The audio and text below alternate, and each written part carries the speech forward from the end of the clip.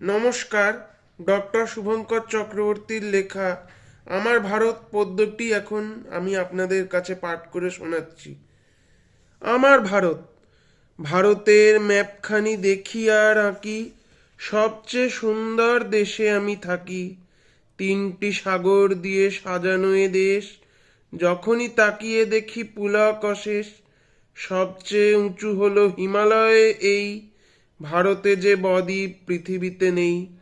আমার দেশের নামে এ মহাসাগর, ঢেউয়ে ঢেউয়ে মন ভাসে দূর চরাচর। কত ব্যথা সয়েছে যে এই বুকখানি, কত ঘাতে অপমানে সে যে অভিমানী। তবু সে তো দিয়েছে পৃথিবীকে আনি, অবিরোধে বাস করো তার এই বাণী।